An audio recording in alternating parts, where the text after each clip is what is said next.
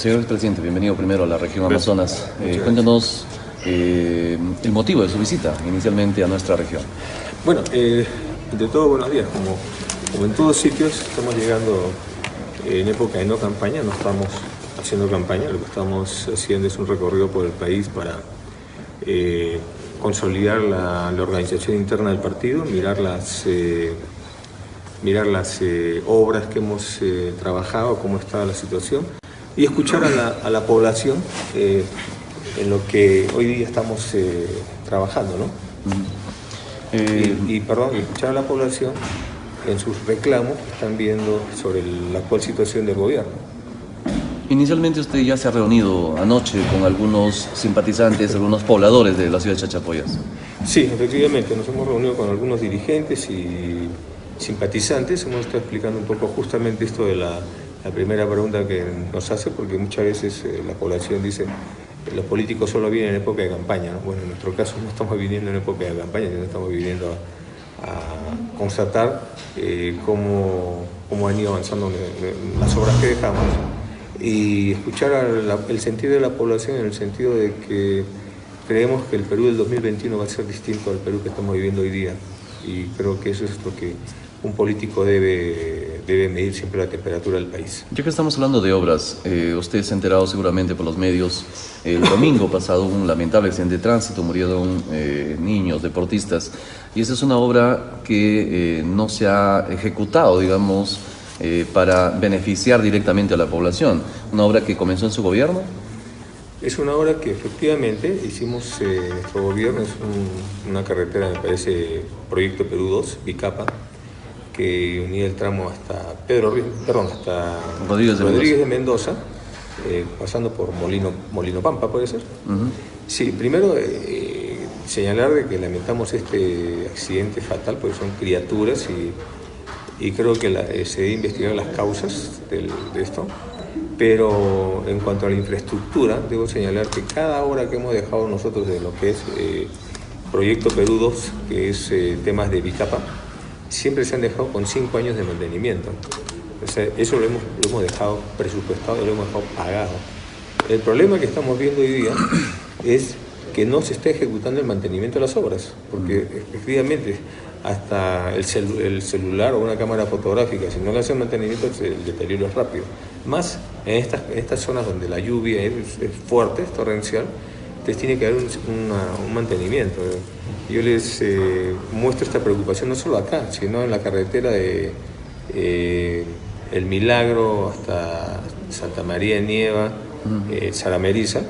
Es una obra que nosotros hemos dejado totalmente asfaltada con el proyecto Perú 2, Bicapa.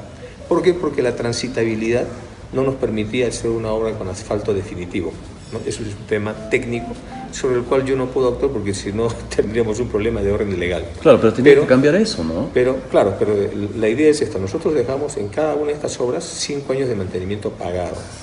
¿Qué es lo que hemos constatado nosotros en esta carretera? Lo que hemos constatado que es una falta de mantenimiento clamorosa. Hay zonas donde prácticamente se ha borrado la carretera, y hemos encontrado trabajadores de Provías Nacional, me parece que no están haciendo el mantenimiento adecuado, se están dedicando a limpiar piedritas, a sacar troncos, etc.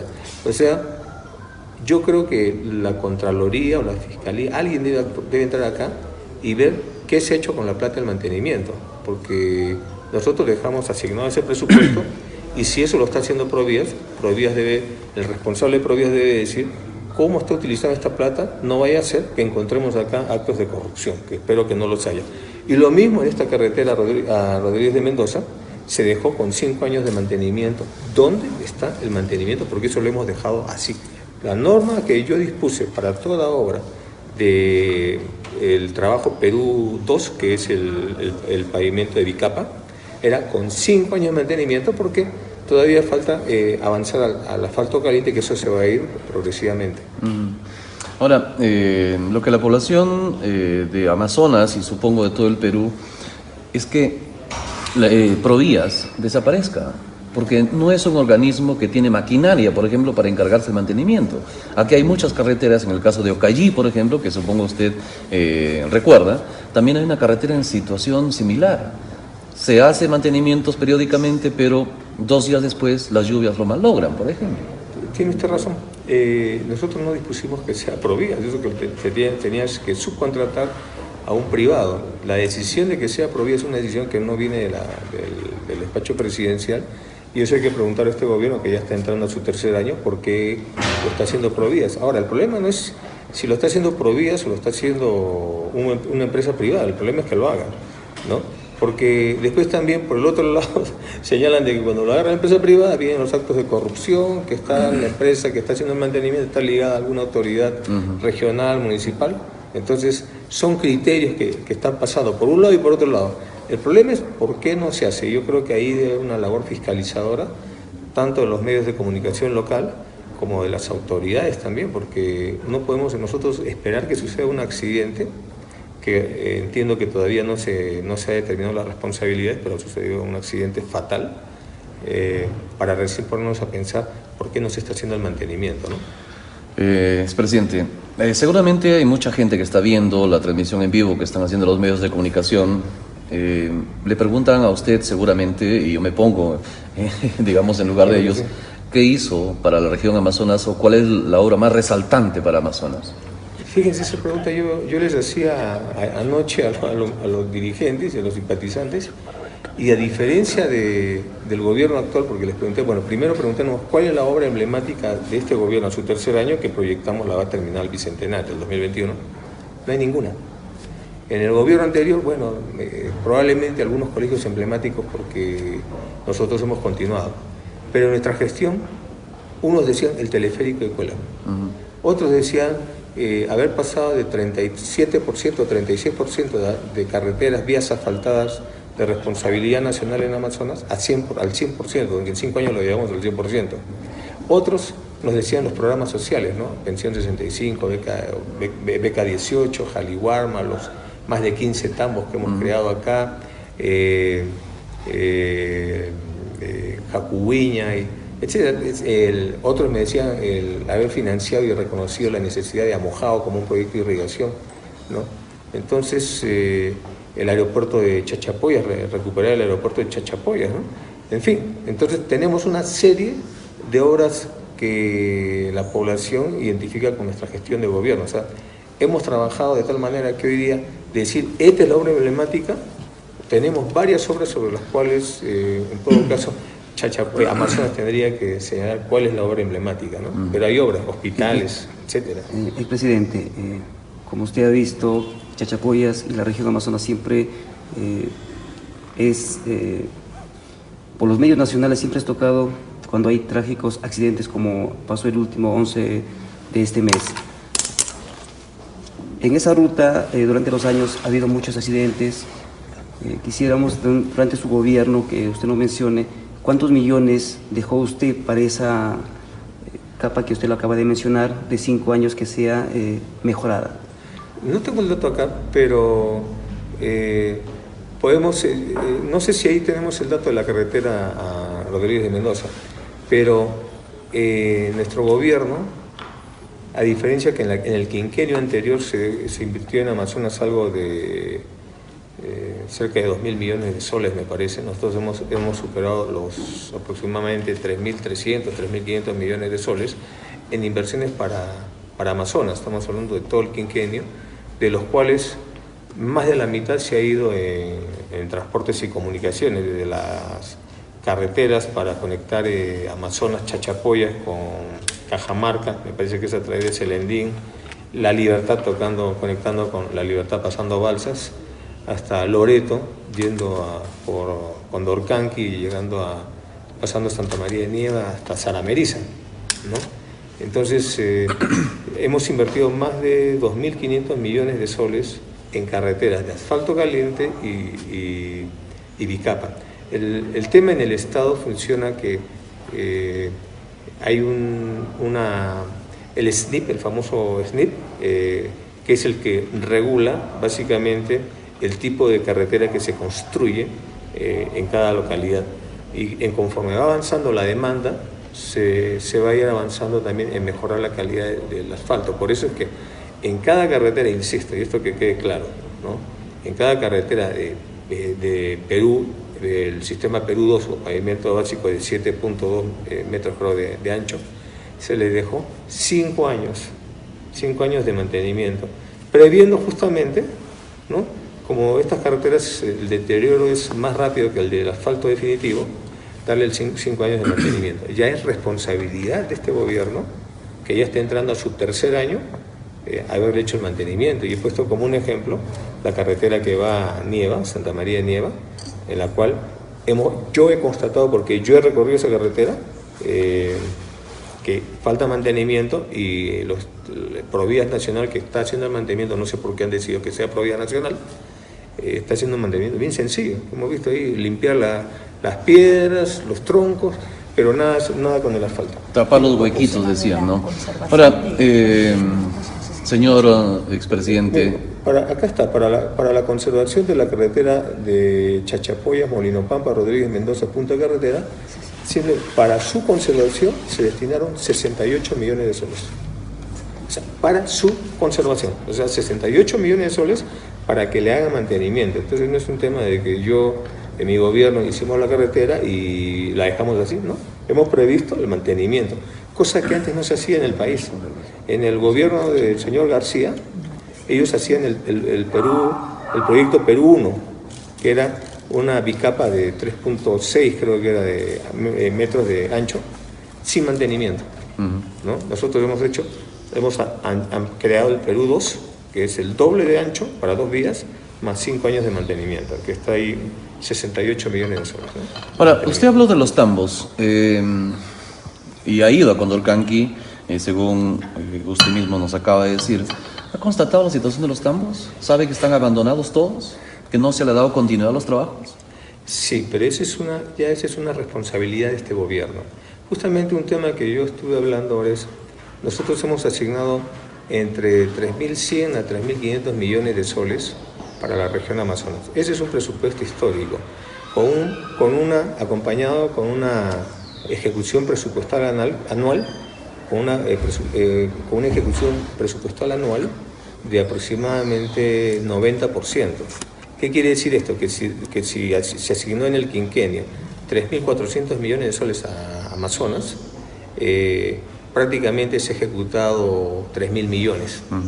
Entonces, lo que estamos viendo hoy día es que probablemente el presupuesto a Amazonas sea similar o debiera ser más, porque hoy día el presupuesto es mayor. Entonces la repartición debiera ser proporcional. Pero su ejecución presupuestal es 50%, o no llega ni a 50%. Quiere decir que lo que están ejecutando no son los 3.400 que nosotros colocábamos, sino están ejecutando 1.400, 1.600 millones de soles, nada más. ¿Y por qué no gasta el gobierno? Porque, ahora le explico, pero esa combinación hace que hoy día, como usted dice, no haya mantenimiento de las carreteras. Los más de 15 tambos que nosotros creamos y los dejamos, unos en funcionamiento y otros en obra, no estén funcionando. Es una forma de quitarles presupuesto a la región. ¿Cuántas becas recibía Amazonas por año? Nosotros hemos estado creamos el programa y damos aproximadamente 25.000 becas por año, por eso es que completamos las 100.000. Muy bien, de las 25.000, por lo menos, pues, entre 500 a 1.000 becas por año le correspondía a Amazonas. Bueno, hoy día, a nivel nacional, el gobierno central está dando 1.800 becas. Quiere decir que si a Amazonas le correspondía un promedio de entre 500 a 1.000 becas, hoy día le deben estar dando 50 becas por año a Amazonas, ¿no? Es una forma de quitarle presupuesto a la región, ¿no? Entonces, ¿por qué la ejecución presupuestal del gobierno central es baja? ¿Por qué hoy día vemos que las obras están paralizadas? Ni siquiera tienen capacidad de hacer mantenimiento, ¿no? Es porque falta un liderazgo.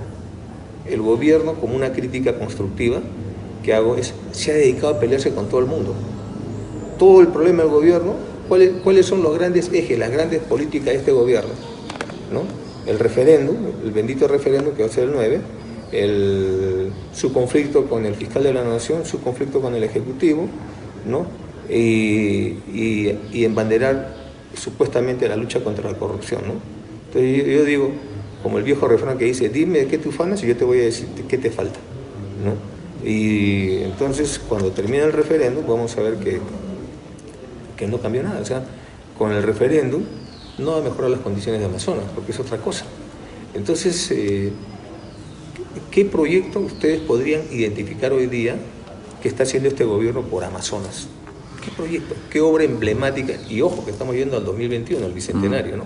Vamos Entonces, al tema, creo que es un gobierno que no despierta entusiasmo. Vamos al tema nacional. ¿Qué ha pasado? ¿Qué pasa con nuestro país, presidente? Todos los expresidentes están investigados, incluyendo usted. Así es.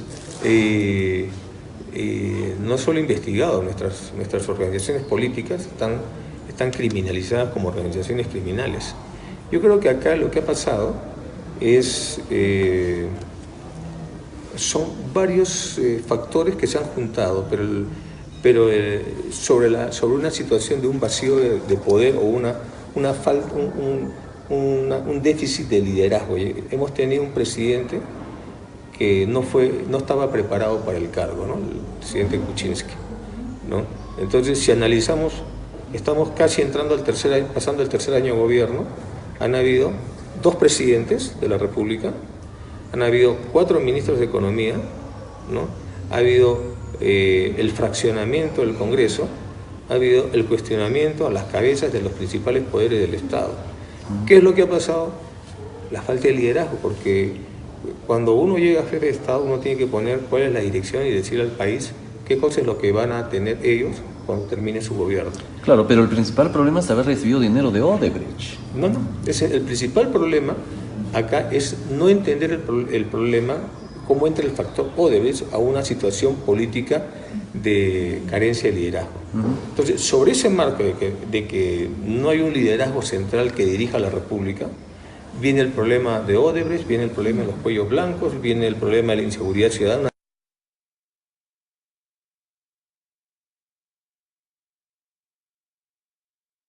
De Odebrecht, acá hay 2 cosas puntuales, ¿no?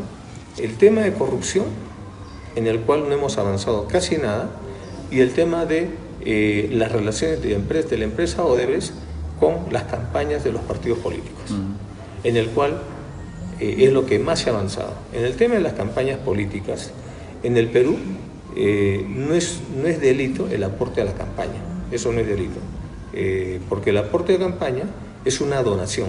Es como cuando usted dona a la iglesia un óvulo, no es un delito. Claro, pero es un condicionamiento, presidente. Ese es un cuestionamiento y se está avanzando en ese cuestionamiento, ¿no? Por eso están investigados los principales políticos, expresidentes, y me incluyo yo, y estamos enfrentando. Yo no me he escapado del país. Ahora, ustedes no han negado que recibieron dinero o aportes, digamos, para la campaña, ¿no? Nosotros hemos señalado que tenemos un informe de aportes de campaña. Y sobre ese informe que hemos presentado a la OMPE, sobre eso hemos basado nuestras declaraciones. Ese es el informe que hemos presentado. ¿Con dinero de Odebrecht? No. Y ya lo he dicho como 100 veces, ¿no? No, pero esa es la primera entrevista que me lo voy da a decir en todo caso, no. Ahora, ¿qué es lo que está sucediendo acá? Al Perú nos tienen entretenidos con que si los partidos recibieron o no recibieron aportes de campaña, que eso no es un delito, y sobre los cuales Odebrecht no va a pagar ninguna reparación civil al Estado. ¿Cuál es la estrategia de Odebrecht? Odebrecht quiere entretenernos por acá porque el objetivo de Odebrecht es asegurar sus activos en el Perú, que son los grandes proyectos que tiene como Olmos, Chavimochic, Chaclla, gasoducto, etc. Y sobre esos grandes proyectos, por lo menos de Chaclla, Olmos, Chavimochic, las IRSAs, Odebrecht ha confesado que sí ha pagado coimas. Entonces ahí estamos hablando de corrupción. Y cuando se habla de corrupción, se habla de una reparación civil al Estado.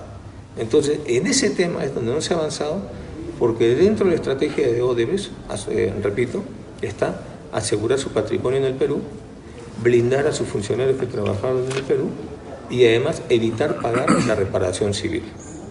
Y hasta el momento es lo que está logrando de alguna manera, ¿no? Porque hoy día sabemos cómo se han repartido las coimas para las IRSAs. Hemos encontrado algunos titulares de cuentas en Andorra, ¿no? pero no se está avanzando más. Recién hoy día le van a tomar, después de tanto tiempo, su declaración testimonial al expresidente Alan García, que dicho sea de paso, ¿no? se cura en salud viviendo en España para que no le pase nada, ¿no? Entonces, sobre eso no se ha avanzado nada. ¿Usted cree que es responsable, Alan? Yo creo que debe haber una investigación prolija, seria, y que determine las responsabilidades. Entonces, volviendo al tema, lo que acá está pasando es que nadie está poniendo las cosas en orden y aclarando de que, está bien, pueden investigar los partidos, porque nadie debe ser una isla o nadie está exento de una investigación, que los investiguen. Pero ¿qué estamos avanzando por defender los intereses del país? Que han sido las grandes obras que ha hecho Odebrecht y sobre las cuales ellos mismos han reconocido que han pagado coimas para obtener ventajas. Sobre eso, ¿qué se está haciendo? ¿Qué investigación clara hay sobre eso? Ninguna. Y estamos entretenidos acá en que si los partidos políticos recibieron aporte de campaña, nosotros ya hemos sostenido que no, ¿no? Pero además eso no es un delito. Sobre eso Odebrecht no tendría por qué pagar ninguna reparación civil al Estado. Sin embargo, la señora Keiko Fujimori dijo que la justicia está haciendo su trabajo cuando usted fue encarcelado.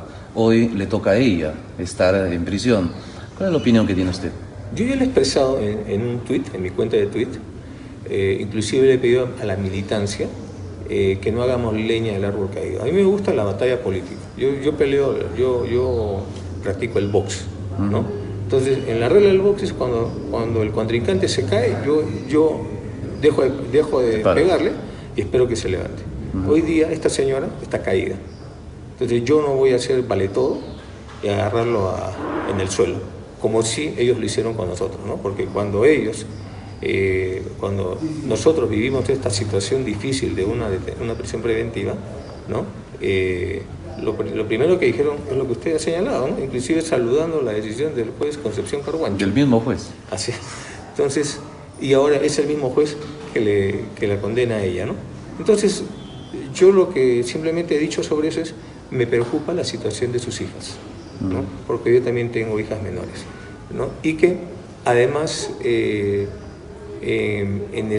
un estado de derecho, ¿no? Se investiga para condenar, no se condena para investigar. Entonces, el problema es cuando mezclamos la justicia con la política y hacemos de un juez o un fiscal futuros candidatos al Congreso de la República, ¿no?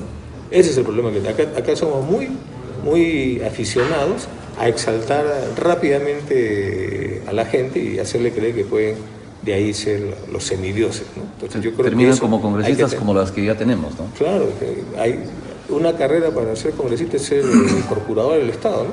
Ahora, el asunto pasa también, señor Humala, porque se quiere criminalizar, digamos, a las organizaciones políticas. ¿Usted está de acuerdo? No estoy de acuerdo, porque la ley de crimen organizado se dio en mi gobierno y yo pediría que vean el diario de debates, ¿no? Los considerandos que se hizo para esta ley. Cuando hicimos la ley de crimen organizado fue cuando teníamos estas bandas de extorsionadores, de tráfico de terrenos, de minería ilegal, narcotráfico, y el marco de la asociación ilícita para delinquir quedaba corto. Entonces fue a pedido, ¿no? Del Ministerio Público, del Poder Judicial, que había que mejorar esta ley. Entonces se estableció el crimen organizado. El crimen organizado no tenía el espíritu de tomar a los partidos políticos como si fueran organizaciones criminales. Lo que pasa es que las mejores leyes de nada sirven cuando le das un fin perverso. A veces es mejor tener una ley básica, pero con gente que la aplica con sensatez y sabiduría, y no como un no como un instrumento de persecución. Los partidos políticos se crean como colectivos para llevar una propuesta de gobierno, no se crean para una finalidad criminal, ¿no? Entonces yo creo que se ha exagerado acá, porque hoy día, bajo ese marco, están deteniendo a políticos. Yo con eso no digo que los políticos son santos, yo no puedo decir eso. Yo hablo de mis actos, no hablo de los actos ni de García ni de Fujimori. Cada uno responde por sus actos. Pero de allí a criminalizar a la organización política, quiere decir que todos los afiliados a esa organización también serían cómplices, ¿no? Y yo no creo eso. El electorado que votó también sería de alguna manera cómplice. Yo no creo, yo creo que es absurdo, ¿no? Ahora, ¿usted cree que la justicia peruana o el gobierno peruano tiene que ver con la justicia? ¿Por qué es que no traen a Alejandro Toledo hasta hoy, por ejemplo? El problema de que lo traigan o no lo traigan es un tema que corresponde a los procesos de extradición, ¿no? Es un mecanismo legal de la justicia, ¿no? Yo creo, a ver, digamos, tratando de hacer un poco de pensar en voz alta, yo no creo que alguien pueda envidiarlo a Alejandro Toledo, ¿no? Es un tipo que está estigmatizado. En Estados Unidos hay una comunidad peruana que no creo que lo deje tranquilo.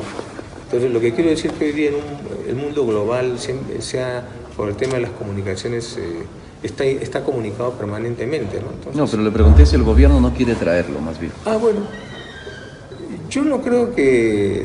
No lo sé, ¿no? No lo sé, pero lo que yo hubiera hecho, hubiera utilizado otros procedimientos. Durante mi gestión de gobierno me tocó traer prófugos, como Martín Belaúnde, que se fugó a Bolivia, Oropesa a Ecuador, el otro, este abogado que traficaba, tenía una organización orellana en Colombia, y el mecanismo que utilizamos fue la expulsión, ¿no?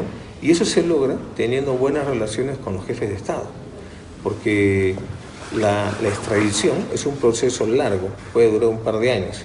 En cambio, la expulsión dura días nada más, ¿no? Es el mismo caso con este juez Sinostroza, ¿no? Que yo no sé por qué el gobierno utilizó el mecanismo de extradición cuando lo mejor hubiera sido, más aún que el rey de España está todavía acá en Lima, la expulsión, que buscarle el mecanismo de ingreso. Si ha tenido alguna falla, inmediatamente se le expulsa. Y lo hemos hecho en reciprocidad como gobierno con otros estados, con delincuentes que vinieron acá a buscar refugio en el Perú. Entonces, primero, no sé si el gobierno está coludido con el señor Toledo, pero sí creo que el gobierno debiera asumir el liderazgo, y más allá de ofrecer que para el 2021 lo va a traer, es decir, qué cosas ha hecho, ¿no?, para apurar el tema de la extradición. Por ejemplo, un tema que señalan siempre es la bendita traducción. ¿Cuánto tiempo se han demorado en traducir el expediente? Hoy día en un mundo globalizado, eso lo pueden traducir en una semana máximo. Contratas a un conjunto de intérpretes acreditados y en menos de una semana traduces el expediente. Entonces, yo creo que más allá de si querían o no querían, es un tema de que están demostrando pasividad, así como demuestran flojera para ejecutar el presupuesto general de la República. El presupuesto de Amazonas también demuestra ocio, ¿no?, para poder acelerar un proceso en el cual tenemos un expresidente que tiene claramente una serie de acusaciones de haber recibido coimas. Ahora, señor presidente, buenos días, permítame. En este marco, en esta situación política en la que se encuentra el país, ¿se siente usted un perseguido político? Sería mi primera pregunta. ¿Y cuál es su situación legal de usted y de su señora? Buenos días, nuevamente. ¿Qué tal? Bueno, nuestra situación es que estamos siendo investigados por supuestamente haber recibido aportes de campaña de la empresa Odebrecht. Nosotros hemos rechazado y hemos mantenido nuestra posición de que tenemos nuestro informe legal, que es lo que presentó el tesorero del partido a la OMPE, dentro del marco de la ley de partidos. En el tema de si soy un perseguido, yo creo que hemos pasado la etapa de persecución política y hemos entrado a la etapa de linchamiento político, ¿no? Porque a uno lo persiguen y uno, que es lo que han hecho en una primera etapa, nos han perseguido, aún en el último año de gobierno, ya a mi esposa la estaban judicializando, le habían puesto ya impedimento de salir del país, y ustedes pueden, porque es información abierta, pueden ver el sinnúmero de comisiones en el Congreso en las cuales iba mi esposa como testigo y terminaba investigada. Y ni bien al día siguiente que dejé la presidencia de la República me cayó un choclón, como dicen, de notificaciones de fiscalía, y todos los días en fiscalía. ¿no? Entonces, una hostilización, ¿no? Sin precedentes con un expresidente. Mire usted la historia del país y fíjese a cuántos expresidentes han detenido una prisión preventiva abusiva, más su señora, ¿no? Como no nos corrimos, entonces nos han linchado, ¿no? Entonces el linchamiento político ha sido prisión preventiva, una campaña mediática donde todavía hay líderes de opinión que ejercen periodismo y que inclusive hasta lloriquean en la televisión pidiendo que cuando nos meten presos nuevamente, ¿no? Además de eso, gracias a la justicia constitucional logramos recuperar nuestra libertad y al tercer día nos quitan nuestra casa, ¿no? Estando nuestra casa embargada, nos la han incautado. Eso yo no he visto con otros políticos. Y sin embargo, la denuncia que tienen los expresidentes, además de actos de corrupción, tienen el mismo tema de supuestos aportes de campaña.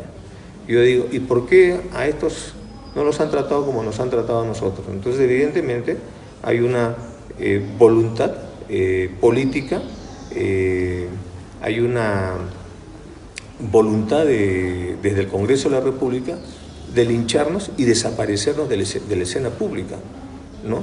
¿Con qué finalidad? ¿Con qué finalidad uno puede tratar de desaparecer a un político, ¿no?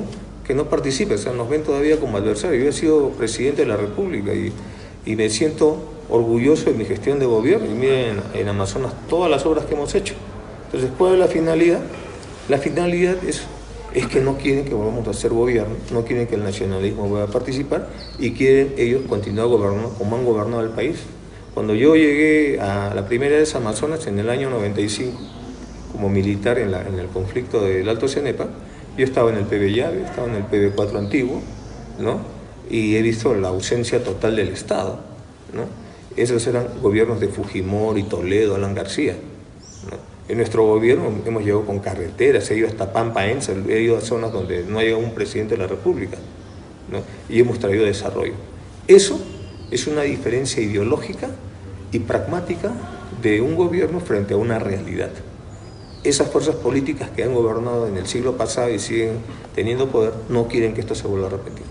Hoy juzgan a Alan García, presidente Humala. ¿Cuál cree usted que va a ser el destino de los líderes, como dice usted, políticos?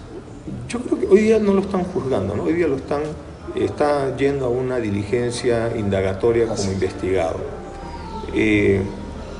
Yo digo que en el caso de García, con los antecedentes del haber traficado con las reservas del Estado, cambiándolo de banco, y ahora con la experiencia de ser presidente de la República, le digo, solamente trasladar parte de las reservas, que son miles de millones de dólares, de un banco a otro banco, eso va a generar una comisión a alguien. Así nomás un banco no va a recibir miles de millones de dólares y no va a pagar nada. No lo veo creíble, ¿no? Haber traficado con la construcción de la línea 1 del metro, ¿no? Donde lo acusan formalmente de haber recibido una coima,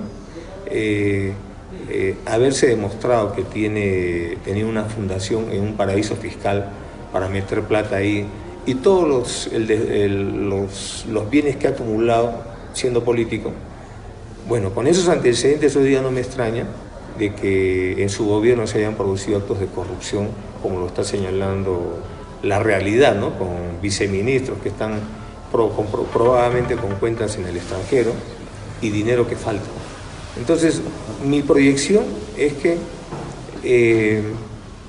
la población se va a percatar de que este señor está metido en actos de corrupción, pero todo dependerá de la cantidad de amiguitos y hermanitos que tiene el Ministerio Público y en el Poder Judicial para que otra vez lo traten de limpiar. Por lo menos en el Congreso lo han exonerado de la Comisión Lavajato, ¿no? Eso nos demuestra qué vínculos tiene el bloque fujimorista con el APRA. ¿Qué le sabrá el APRA al fujimorismo que lo siguen protegiendo aún cuando la lideresa del fujimorismo está presa? Bien, ¿se aclaró sobre el dinero que recibió su partido en la época electoral por parte de Hugo Chávez, presidente? Se ha aclarado, pero en realidad yo diría que ya no tiene ni siquiera avisos de chisme, ¿no? Porque ¿Cuál es la imputación del fiscal? Dice haber recibido plata de Hugo Chávez producto del peculado. Usted sabe, Hugo Chávez no tuvo, en su época no tenía ninguna denuncia de peculado. En principio, no tenía ninguna denuncia de peculado. Entonces, ¿cómo uno puede recibir dinero de alguien que no tenía ni siquiera esa denuncia? ¿No? ¿Y qué testimonio, qué pruebas tiene de un ex capitán, que ni siquiera es capitán, un venezolano que hace poco ha sido detenido por comercialización de drogas en La Libertad, que dice que trajo plata de Chávez por tierra, ¿no? Cambiando 2 veces de versión y presentando un mamotreto de supuesta carta de Hugo Chávez, ¿no? Con eso nos han denunciado diciendo que hubo aportes de Venezuela, ¿no? Entonces, eso no tiene mayor sustento jurídico más allá de probablemente la presión que habrá al interior del Ministerio Público para seguir insistiendo en eso, ¿no? Pero me parece realmente una tontería. La última para nosotros, por favor, luego usted continúa. Un mensaje final, porque nosotros estamos antes, un mensaje final a la población de la región. Bueno, yo creo que más allá de palabras, la gente puede comparar, ¿no?, las gestiones en base a cómo los hemos tratado, como dicen, la mejor muestra de cariño y de respeto a una población son las acciones de su gobierno, ¿no? Esa es la mejor manera, más allá de venir y hablar. Entonces, comparen ustedes qué obras dejó el gobierno aprista, qué obras ha dejado el gobierno nacionalista y qué obras ven ustedes, por lo que ya se va avanzando en un tercer año de gobierno, va a dejar este gobierno. Simplemente comparen, como usted me decía al principio, ¿qué obra emblemática tendría que...? Bueno, yo le digo, justo ese era el problema ayer, porque teníamos tantas obras que no se ponían de acuerdo cuál era la obra emblemática. Uno decía el teleférico, otros decían las carreteras, la integración de vías asfaltadas, que hemos pasado del 36% que lo dejó el gobierno aprista al 100% de nuestro gobierno, haciendo la tingencia de que cada obra de carreteras de Bicapa se dejó con 5 años de mantenimiento pagado, ¿no?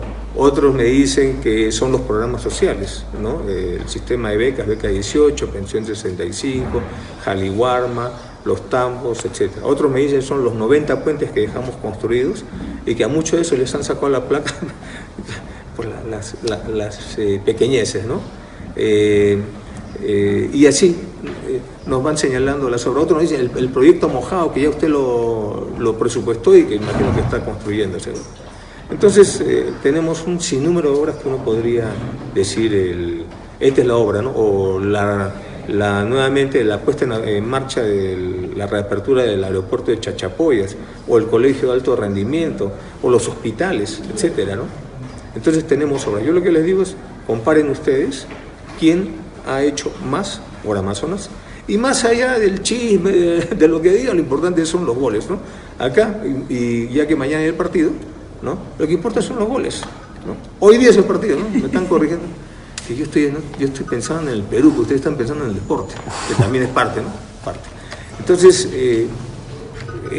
unos podrán decir, jugó bien, jugó mal, que esto, que lo otro, pero ganó frente al gobierno de García. ¿Cuál es la obra de García, ¿no? Empezando por 2 elementos que dije, ¿no? ¿Quién puso más plata en la región? El gobierno de García en su quinquenio puso algo de 2.000 millones de soles. Nosotros hemos estado casi en 3.400 millones de soles. El otro tema, la ejecución. De esa plata, ¿cuánto se ejecutó y cuánto se devolvió al Estado? En el gobierno de García llegó, creo que a 60%. En nuestro gobierno ha llegado a 90%. O sea, 60% de 2.000 versus 90% de 3.400. Y en este gobierno, el promedio de ejecución presupuestal está entre 40 y 50%. Entonces, comparen y saquen la diferencia ustedes. ¿Cuál es el motivo de su presencia?